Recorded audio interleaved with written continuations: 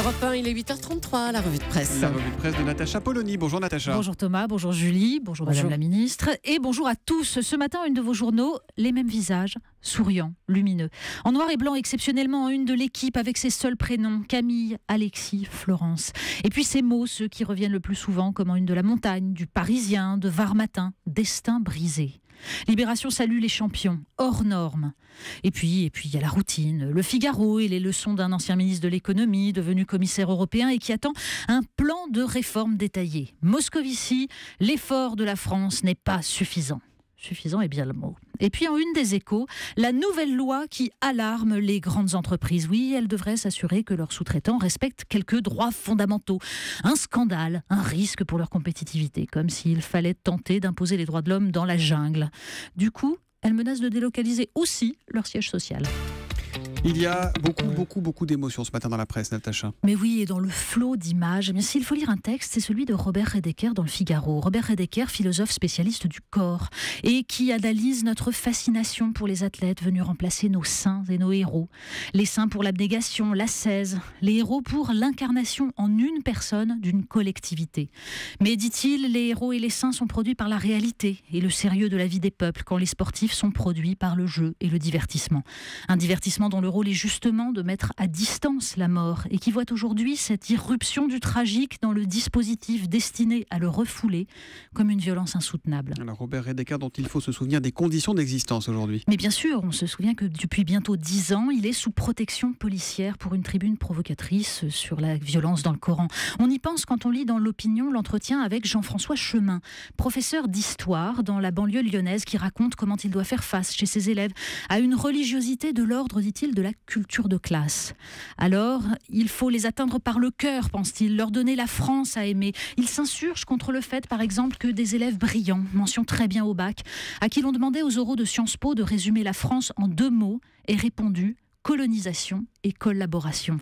Voilà le résultat d'un parcours réussi dans notre système scolaire, s'exclame-t-il. Lui qui vient du monde de l'entreprise prône la fin du collège unique parce que, dit-il, on est trop souvent dans la pensée magique qui implique de maintenir au collège jusqu'à 16 ans des gamins qui décrochent mais voudraient être plombiers, électriciens. C'est un cercle vicieux, dit-il, dévalorisation, démotivation, prédélinquance. Alors il y a débat, on peut en parler, c'est une problématique cruciale quand on lit dans Le Parisien par exemple la description de la réforme du collège avec ses projets pédagogiques interdisciplinaires où l'on saupoudre un peu de mathématiques, un peu d'histoire. Une copie conforme de la réforme du lycée rêvée par Nicolas Sarkozy. Le clivage gauche-droite en la matière est depuis longtemps effacé. Najat Vallaud-Belkacem qui vous écoute attentivement. C'est une copie conforme de la réforme du lycée rêvée par Sarkozy, la réforme du collège ? Non, d'abord parce que, comme je vous l'ai indiqué tout à l'heure, il ne s'agit pas de s'appuyer sur le volontariat de quelques-uns, il s'agit d'imposer une nouvelle façon de travailler. 20% du temps, aucun établissement ne pourra dire moi tiens, mes 20% je ne les fais pas. Ou alors dans mes 20%, je fais du cours disciplinaire classique parce que votre réforme ne me plaît pas. Ce sera impossible. On vérifiera évidemment dans la grille horaire ce qui en est fait exactement. On poursuit avec la presse et le vote Front National, encore très présent, Natacha. Oui, c'est un hasard, on parle encore de lui partout. Mais il y a 2 textes à dire ce matin. L'interview de Malek Bouti dans Charlie Hebdo, 2 pages. L'ancien président d'SOS Racisme s'agace de cette vieille gauche, dit-il, des sociologues et des démographes qui croient que les statistiques disent le réel. Mon institut de sondage, dit-il, c'est mon bar, le métro. Tout est vérité dès lors que les gens le disent, le ressentent. Les statistiques comme les fantasmes. Alors il y a un démographe qui l'a compris, Hervé Lebras, dans l'hebdomadaire Le 1, qui analyse le vote FN en le comparant non pas à la carte de l'immigration, mais à la carte des familles monoparentales, à celle des inégalités. Eh bien le résultat est passionnant. Vous nous emmenez en Grèce à présent. Oui, puisqu'on lit dans Le Monde ou Les Échos la satisfaction de ceux qui estiment que Syriza est rentré dans le rang, oubliant que derrière, il ne restera plus que les néo-nazis d'Aube dorée. L'article de Jean-Dominique Merchet dans l'Opinion est passionnant. Il raconte la Grèce moderne, née en 1840, du fantasme d'une Europe qui rêvait d'Athènes alors que son peuple est, dit-il, oriental, né de l'Empire byzantin et de l'Empire ottoman. Tout ce qu'on n'apprend pas dans des projets interdisciplinaires. On termine avec 20 minutes. Mais oui, 20 minutes qui nous raconte l'histoire d'un PV pour excès de vitesse en Finlande. 23 km/h de dépassement. C'est pas bien, mais c'est pas grand-chose.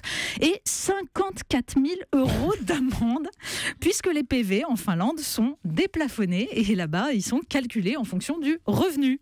Alors c'est sans doute très très dissuasif, hein, on devrait y penser, mais on devrait surtout y penser pour autre chose que pour les particuliers, hein, pour les entreprises qui emploient des semi-esclaves au bout du monde ou qui pratiquent l'optimisation fiscale. Ça ferait rêver là. La revue de presse de Natacha Polony qu'on retrouve tous les matins à 8h30 sur Europe 1. À demain Natacha. À demain.